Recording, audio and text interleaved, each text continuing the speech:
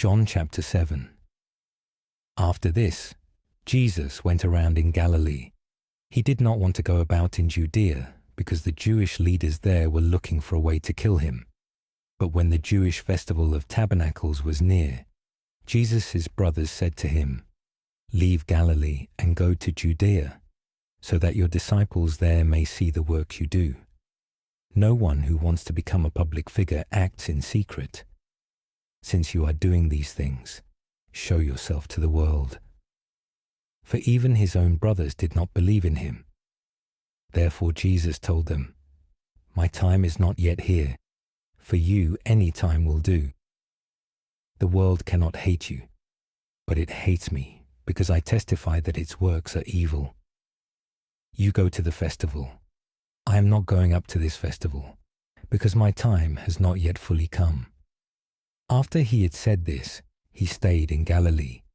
However, after his brothers had left for the festival, he went also, not publicly, but in secret.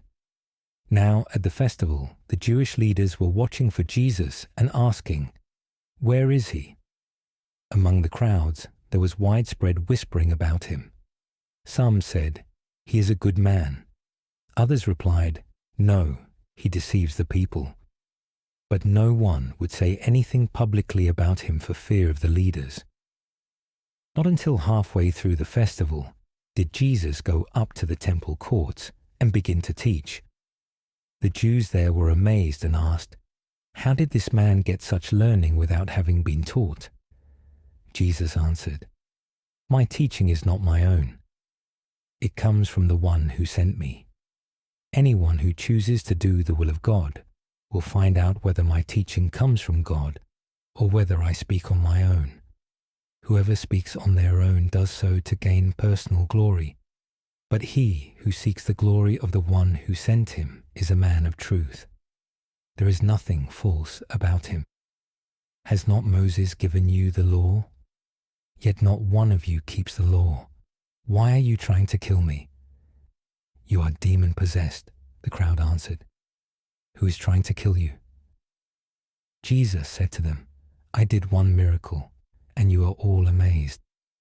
Yet, because Moses gave you circumcision, though actually it did not come from Moses, but from the patriarchs, you circumcise a boy on the Sabbath.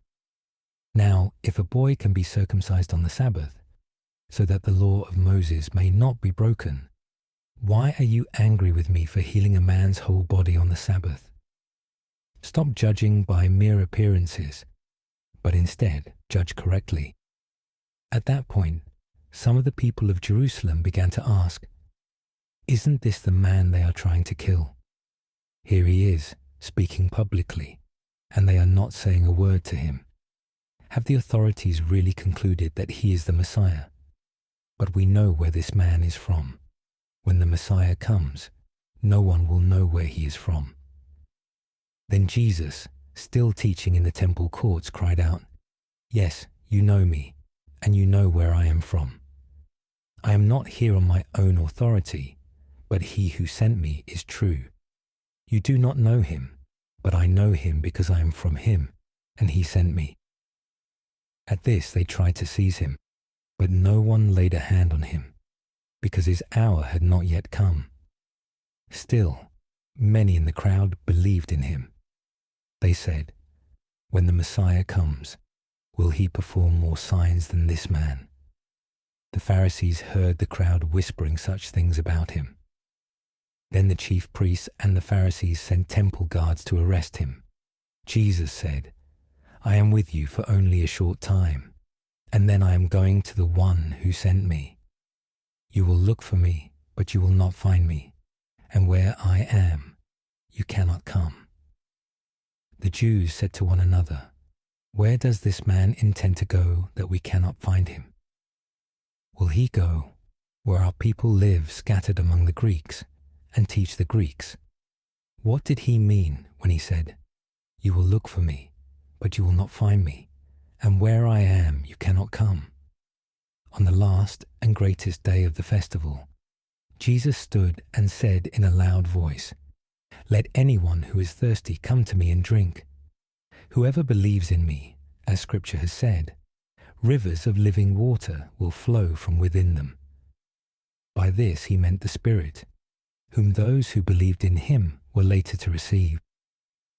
Up to that time, the Spirit had not been given, since Jesus had not yet been glorified. On hearing his words, some of the people said, "Surely this man is the prophet." Others said, "He is the Messiah."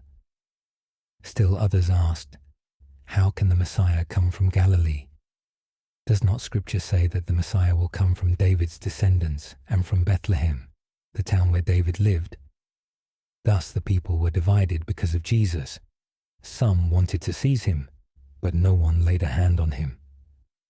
Unbelief of the Jewish leaders. Finally, the temple guards went back to the chief priests and the Pharisees, who asked them, "Why didn't you bring him in?" "No one ever spoke the way this man does," the guards replied. "You mean he has deceived you also?" The Pharisees retorted. "Have any of the rulers or of the Pharisees believed in him?" "No, but this mob that knows nothing of the law, there is a curse on them." Nicodemus, who had gone to Jesus earlier and who was one of their own number, asked, "Does our law condemn a man without first hearing him, to find out what he has been doing?" They replied, "Are you from Galilee too? Look into it, and you will find that a prophet does not come out of Galilee." The earliest manuscripts and many other ancient witnesses do not have John 7:53 to 8:11. A few manuscripts include these verses, wholly or in part, after John 7:36, John 21:25, Luke 21:38, or Luke 24:53. Then they all went home.